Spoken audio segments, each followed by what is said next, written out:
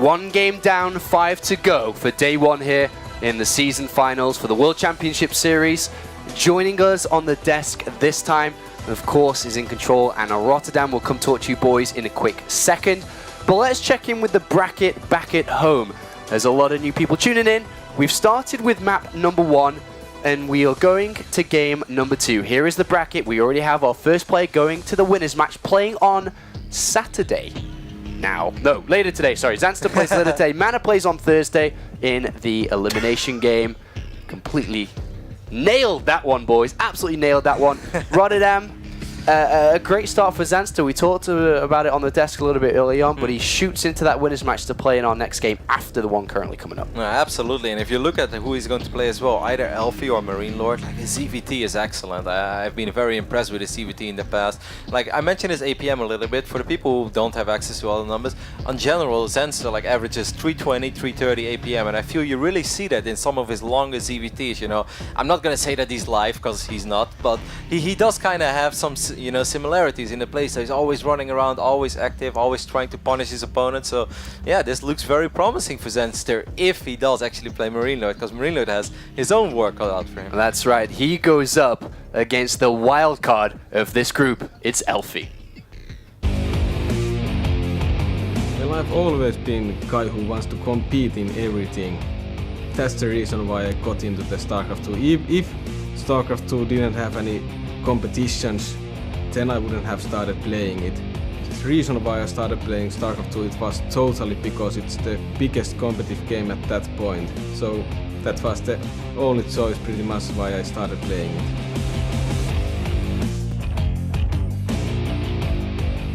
People are always saying I'm too slow. Well, I wouldn't say it like that. I just don't spam that much, but I think I'm really good at thinking what I should do against whom.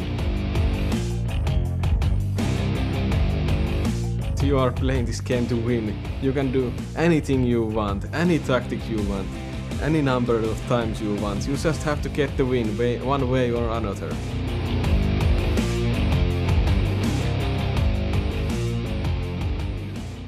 A character that's been in StarCraft for a long time now. elfi is no player that you can ever count out.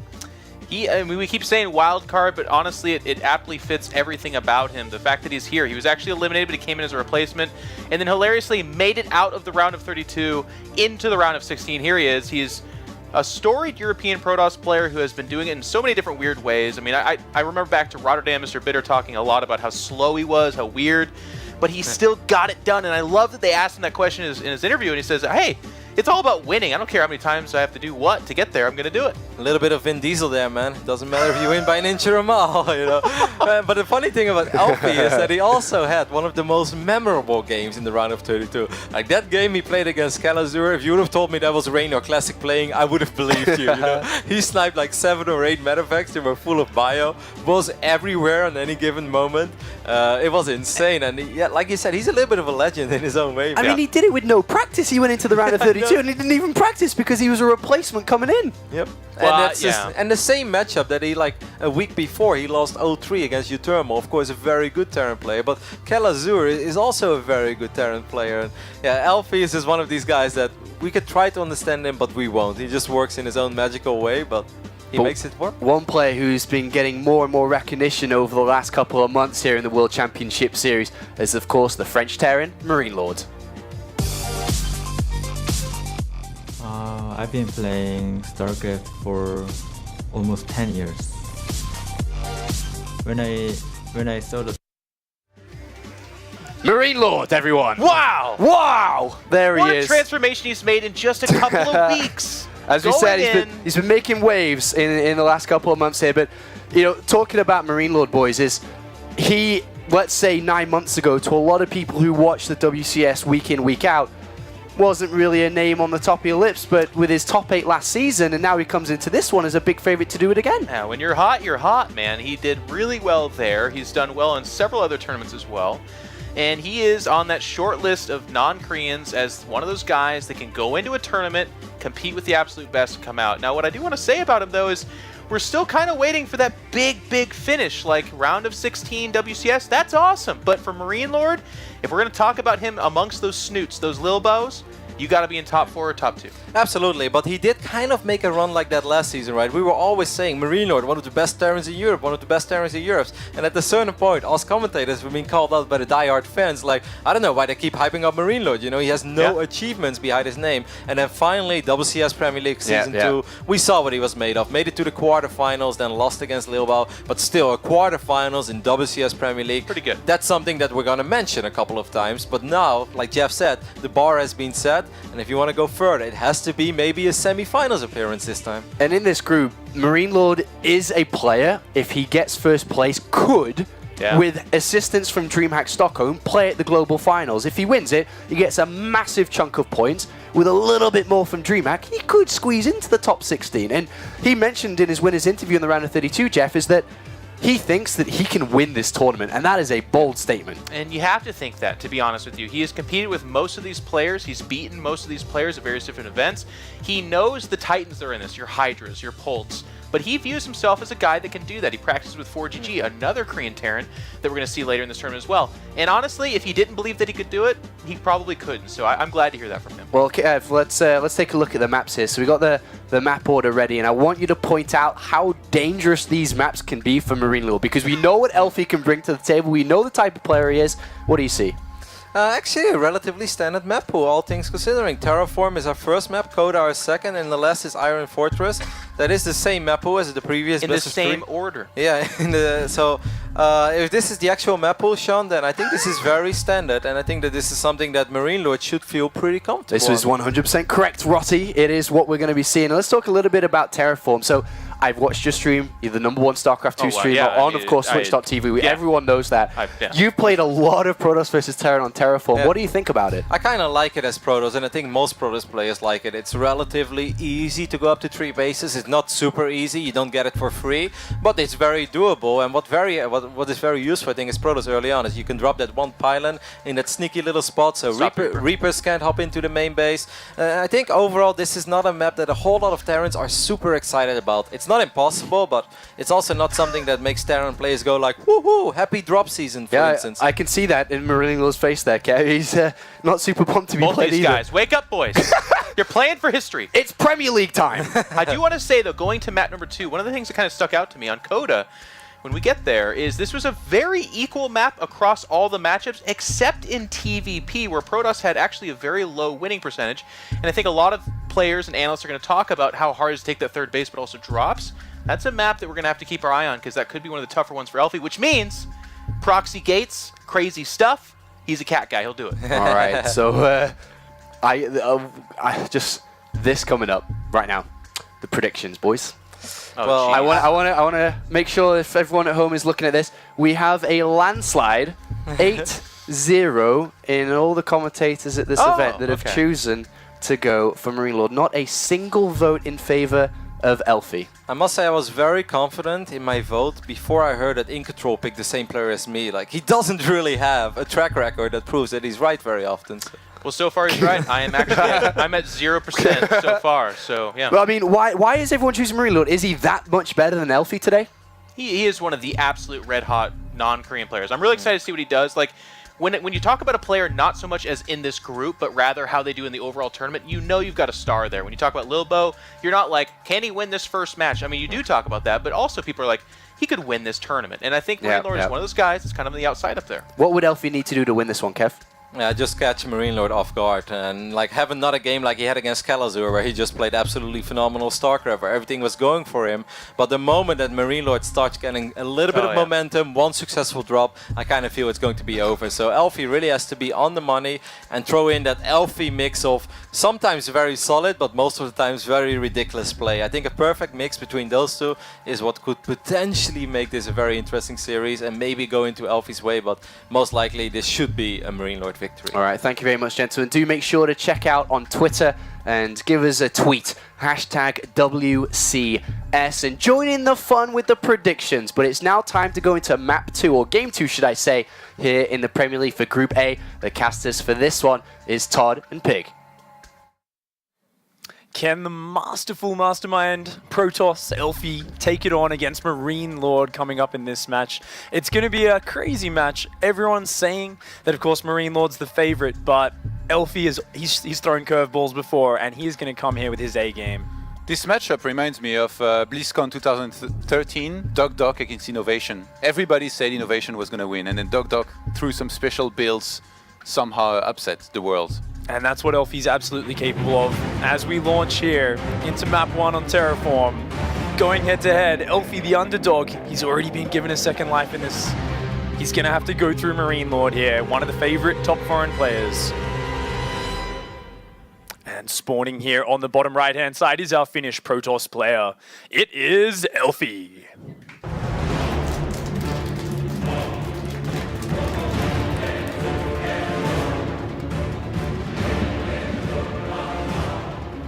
And he has his work cut out for him. Going up against his Terran opponent, spawning in the top left-hand side, it is Team Millennium's MarineLorD.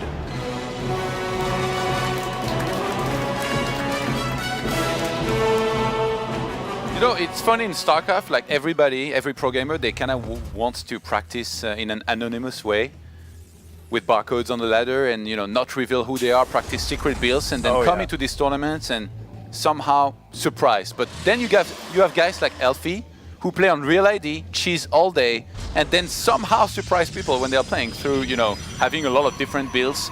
And even though they're pretty cheesy, they are very hard to scout and, I guess, find out about. So in this case, elfi doesn't even hide that he likes to cheese every single time he goes into a series. Like, this is kind of like Hitman. He's like, well, you know, I'm gonna throw in some special elfi all-ins and we'll see if they work or not. And like you said, maybe he's not the absolute fastest player in the world, but he goes in here always looking to win. And he does not care about any sort of, any sort of reputation he has in terms of being the most mechanically sound player. He's all about finding his opponent's weakness and exploiting it. And we've seen it go terribly wrong in his challenger match, but he's been looked upon kindly by the StarCraft gods this season. Of course, he did get put through in that wildcard replacement spot, and now he's here. He's made it through that round of 32.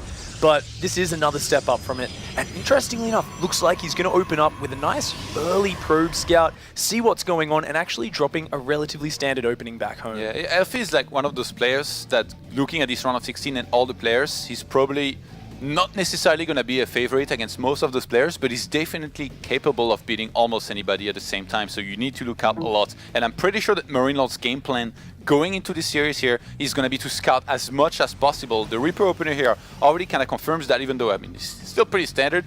As MarineLorD here, you're going to want to go that extra mile to try and scout as much as possible throughout the entire series. And what sort of cheeses are you looking out for if you're MarineLorD? I mean, what are the key scouting information pieces that he's got to throw together? Going up against a player like elfi, there's so many curveballs, but is there any specific one thing he's looking to eliminate with his scouting?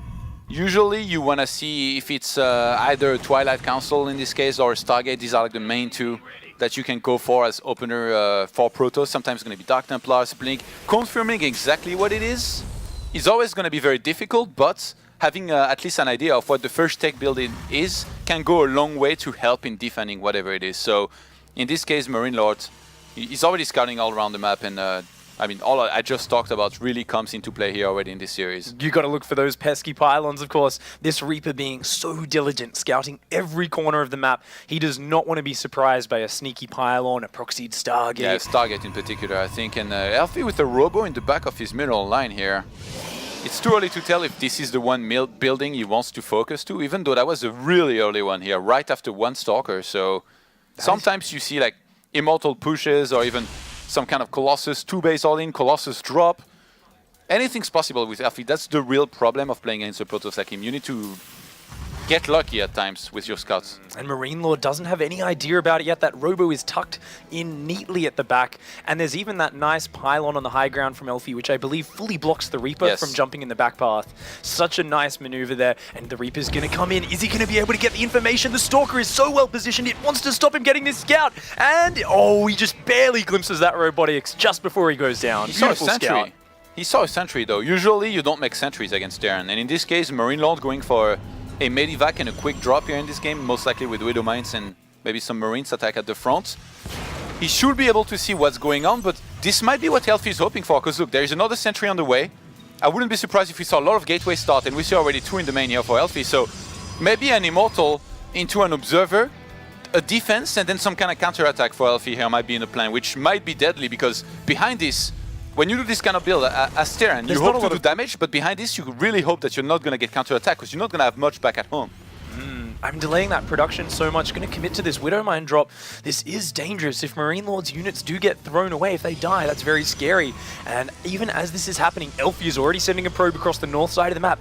What he wants to do is receive this attack, shut it down, and then quickly counterattack across the map, as you said, Todd. Get those Immortals in, those sentries, and really punish MarineLorD hard. MarineLorD may have an inkling of this with the fast robotics, but it looks like he is committed to this attack nonetheless. Yeah, elfi is not getting ready at all to defend in the main here. I mean, he might just sack his entire mineral line to kill those Marines, counter-attack, and try and finish it immediately. Look at this, the Widow Mine. Oh, those Marines! But elfi is completely distracted. These two Widow Mine drops coming in the main, burrowing, and elfi has not reacted. Massive hits, 12 probes going down, and the Marines escape. Masterful play from MarineLorD, but elfi he says your time's up. I know I am in dead position back home. My economy is falling apart. I have to make this happen in the next 30 seconds. There is Widow Mines back at home here for MarineLorD, and the only observer that elfi made is defending right now in his mineral line, so these are going to do quite a bit of damage, and as long as this bunker gets repaired, MarineLorD's going to be okay, but against this many Immortals There's and only force one fields- Marine in that bunker. It's just not putting any damage out. The Marines from the back are separated from the army.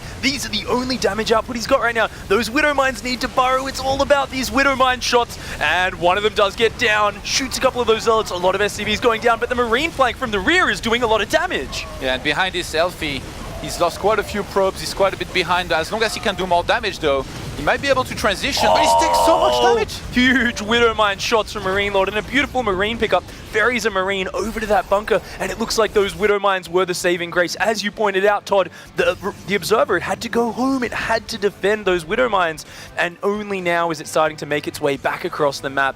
Oh, this is such a disastrous position for elfi, but where does he go from here? Does he just come across with another wave? What's his plan here, Todd? I think he plans on maybe trying and being a little bit more aggressive with this, but he restarted pro production for a very short moment, and now he halted it again. So he might have just been indecisive for a second. I'm pretty sure he's going to commit no matter what here. I mean, this is elfi we're talking about after all. He's only making units here right now. Down to 25 probes against 37 SCVs. His timing is going to expire soon, actually, because we got Steam Pack on the way, and the production of MarineLorD is about to completely explode with all the barracks he's getting in the main. Oh, MarineLorD's going for some double drop action. Seeing that there's a huge army here, though, one of them is running home. He still only has a few Marines out here. He does not have a lot of production. elfi needs to kill right now before that drop hits his main. He's trying to focus down this bunker, but the repair is too good. Is there enough damage output for MarineLorD, though? The Marines are starting to go down. The bunker is getting damaged. The SCV count is getting whittled down, and the Protoss force is still very large. And elfi is going to get dropped back at home with some Widow Mines. He was not ready here with an Observer. He had the photon overcharge, but he wasn't paying attention. Oh, 3 more probes going down at home, and another Widow Mine heading towards the natural. Oh, just forcing so much delayed mining as well as killing probes. elfi's at only 22 workers. Almost none of them are mining right now. MarineLorD just needs to hang on for a few more moments, but that is a fearsome Protoss force right there. elfi, even though he's getting one Observer right now in his main, it's going to be, I think, one last attempt here for him to try and buzz this position. He's got a whole lot of units.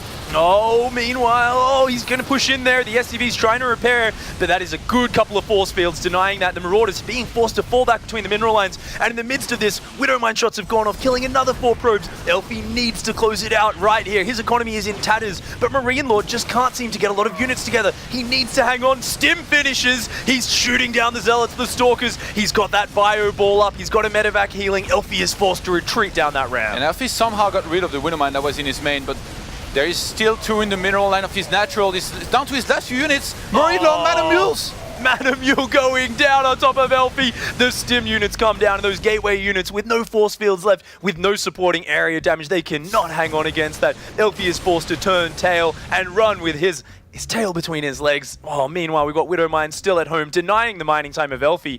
elfi's economy is in absolute tatters right now. Yeah. And MarineLorD, he's got his tech up. He lost a lot of SCVs, but with Stim, with Medevacs, he is in an absolutely astoundingly powerful position right now. Both players lost a ridiculous amount of workers here, but MarineLorD having 21 against 22 and the double orbital is just going to be so far ahead. Remember, he's on 5 barracks as well. Now Combat Shield is going to start. He's already got Steam Pack and Medivac. He should have this game in the bag. Then again, he's against elfi. If there's anybody that can somehow find his way out of a game like this, it might be him. And elfi is here. He means business. He said it in that interview before. He's all about the competition, and it doesn't get bigger than a season finals in WCS. It's been a while since he's made it down to one of these, and he wants to leave his mark. He's not going to leave this game until he has exhausted every possibility, and elfi is so good at finding a way. Still going for Immortals and Sentries back home, looking like he wants to rely on those force fields, and now it's MarineLorD's time to finally get back across that map and start using that tech advantage. Pushing in with Stim, Medivacs, this is going to be a very fearsome double drop. I thought he might just kind of sit at home and hope that MarineLorD makes a really bad attack, but seeing that MarineLorD wasn't attacking him, right now elfi is moving across the map, and in a base trade here, I just think he's going to have no chance. Like, his Nexus is going to die instantly, and even if MarineLorD somehow was to be in trouble at home, he can fly in a corner of the map, and in this situation, you're never going to lose the base trade here as Terran, so elfi just in a world of trouble. The double drop Stims in, killing so many probes. There is not a single shred of defense here. The Nexus cannon goes down, but the Bio is shooting down that Nexus very quickly. elfi losing his economy. Meanwhile, MarineLorD tries to preempt the attack. Stims out with a lot of SCVs to buffer. The Stim Bio has so much maneuverability. The gateway units are starting to fall. A lot of SCVs actually going down from MarineLorD, but the sentries go down. The Immortals are being focus fired, and elfi is forced to GG out of that game. A beautiful win there for MarineLorD. Clear and confident throughout. There were a few moments where he had to be afraid. elfi brought the fight to him. He brought it to him fast, but he was not quite able to prevail. elfi there looking focused though. Doesn't look in any way thrown off by that whatsoever. Just a very confident win for MarineLorD. Yeah, I think this is exactly what we expected out of this match here, by the way. MarineLorD knew that elfi was going to play very aggressive. He kind of looked out for it, and in the end, even though for a moment, I have to say, even I was worried, in the end, the defense was good enough. He pulled SCVs, he did everything right, and MarineLorD with a very solid first defense here, he has to be confident here going into the next game. And we will find out in just a moment who is going to be able to take that next game. MarineLorD does lead by 1 game. You guys will find out right after this break.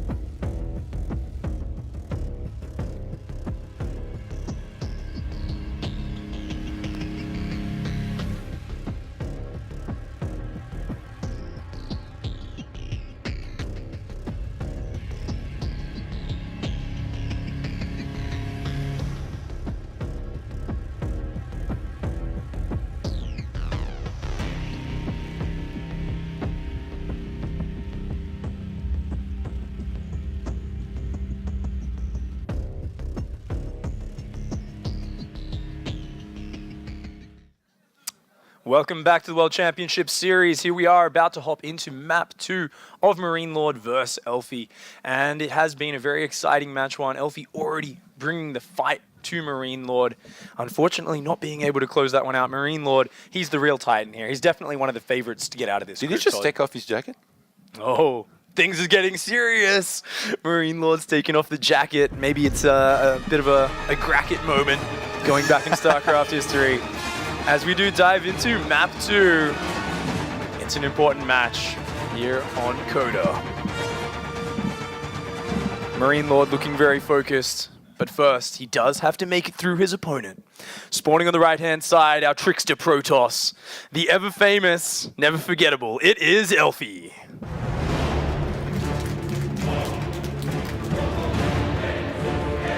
Such a creative player, but will his plays be able to get him through the Titan? One of the favorites of this group. It is Team Millennium's MarineLorD. In game 1, everything went according to plan here for MarineLorD. He needs to keep this up. One map is not enough here to win. In the best of 3, you need to make sure you stay in the zone and you keep on scouting. I've seen a lot of players do the job properly in map number 1 and then in map number 2 somehow failing and then falling apart from there and losing horribly in map number 3. So MarineLorD here, he does not want that to happen. He wants to make sure he keeps up with his scouting. He knows exactly what elfi is up to and he counters it properly. And you can't get too afraid there, can you? Sometimes there is that feeling of, oh, what's he going to throw at me now? I'm up a game. I just have to not lose. And sometimes players even play too conservatively. But I really like what we saw out of MarineLorD that last game, always sending those drops out, putting the aggression on, even in the face of, play which he couldn't quite tell what elfi's intentions were. He said, I'm still going to take the fight to you. I'm still going to counterattack. And he just balanced it perfectly. Already, we do see a probe coming out for elfi on a little bit of an odd path there. It's going to be a proxy Stargate here, most likely, unless he goes for the SOS hidden Twilight Council on the map and then some kind of 3-gate blink, but I don't think so. A lot of the time here is going to be for a proxy Stargate, which MarineLorD, since he scouts with not just an SCV and then a Reaper after, he's going to be able to see 100%, maybe even find on the map, but you still need to react properly. You still need to, sometimes, it depends what you want to defend with, get turrets, get Widow Mines, depending on how exactly he's teching. And right now he's already pulling SCVs off his second refinery here is MarineLorD, but he's very quickly going to realize what's happening here with this scout with the SCV. Oh, MarineLorD's really been favoring that 3 racks follow-up lately, so he does love to pull off that gas after that command center, go for that as well as the factory play like we saw last game, but it looks like that Stargate's going to be going down for elfi, and this is a very sneaky play. This is a real surprise play. If MarineLorD can scout this, he can prepare very easily and be ready, but if he doesn't see it, he's going to be in a lot of trouble. This is not a big map. This is not a big map, and there aren't a million places that you can hide a Stargate like this on this map. An SCV plus a Reaper patrolling the entire map, you're almost always going to be able to find it on time. And now, even though there's a probe in and out on the map that's going to be starting a second pylon, that's already a huge win here for MarineLorD to know exactly where this went down and how fast this is going to come. Because he's going for an eBay, he's getting a second barracks, and he started his command center in his main instead of his natural. Oh, and even going to get this probe. Forcing the second pylon out is huge there. elfi, what could his follow-up be behind this? This has to do something. He has to try and pin MarineLorD in his base. That Oracle's now in the way. MarineLorD preparing himself, looking like he wants to say, I am the reactive one in this game. I am going to make it out of this group. I want to come through that winner's match. And he's already a game up, and he's just got that turret down before the Oracle even pops out. Just dotting his I's, crossing his T's. He's playing so safe, so careful here. He's playing perfectly so far. Even having the SCV across the map, he's making sure that no Nexus is going to start. They're going to be able to chase down this Stalker there. And the turret is going to finish exactly on time here to make sure that this Oracle doesn't kill SCVs in the middle line. Going to be able to catch maybe one Marine and some SCVs there, but not the end of the world here for MarineLorD. No, elfi's cut probes to get that done. This was a huge investment. Coming in again, almost gets another SCV, but actually taking some hull damage on that Oracle. And look at this. MarineLorD has all the information, except the fact that Void Rays are coming. But guess what? He knows there's no natural Nexus down. He knows something sneaky's coming. And the fact that there's Void Rays on that production tab for elfi, that means he is planning to go for a big attack from here. They can bust through those bunkers really hard. What does MarineLorD need to defend against this, Todd? A lot of turrets, bunkers, and marines. This is the has bust here, where usually you open 1 or 2 oracles. In this case, the second oracle was cancelled to go straight into Void Race, and behind this, elfi is getting a bunch of gateways. There is 2 ways you can do this. You can try and mass some sentries and zealots, and then go into stalkers to have some guardian shields and force fields to work with. Usually, you can do that if the Terran is trying to defend at the natural, because he's gonna have bunkers. But in this case, elfi might just go into stalkers instead. Try to blow up that first bunker and hope there isn't another one, and then move up and try and finish it. But since there is already a second bunker and a turret, it seems like MarineLorD displayed the most perfect defense here that I've seen against this build almost ever, I think. And MarineLorD goes in with that Reaper, sees the Void Rays in production, so he's got absolute confirmation at this point. He knows what he's going up against, and he is continuing to pump those Marines out 3 at a time. Just sitting on that one base saying, I'm not going to take any chances with this. The Reaper's going to go into the main base of elfi right now, and it's going to confirm what's happening. And look at that, even more Oracle energy having to be wasted killing a Reaper. That Oracle is not going to be able to do anything in this upcoming battle. Usually against bunkers and turrets, they don't do that well anyway, but you do need to use them anyway for the attack, because elfi is completely all in here. There's no way he's going to be expanding behind this. He stayed on 23 probes, and I have to say MarineLorD, he's impressing me so much here with his defense. So far, he doesn't even get more SCVs. So many Terrans make the mistake of starting so many SCVs, but MarineLorD knows that this is an all-in. He's already got double orbital, so he kind of delayed and halted his SCV production, instead get a third bunker. Now he's getting everything he needs to get. Another barracks, a factory as well for Medivac Tech and Widow Mines. And this attack is starting to power up, but MarineLorD has taken no chances. The Guardian Shield comes in. elfi is going in for the bus. He's got a lot of force fields here. The first bunker goes down, but a Void Ray falls already. Only 2 Void Rays remain. Some nice force fields, though, trapping a few Marines. MarineLorD hopping those Marines into the bunker to escape them. Beautiful micro from MarineLorD, giving elfi no chances in that game. And we saw he crushed through in a superior passion. What an amazing win for MarineLorD.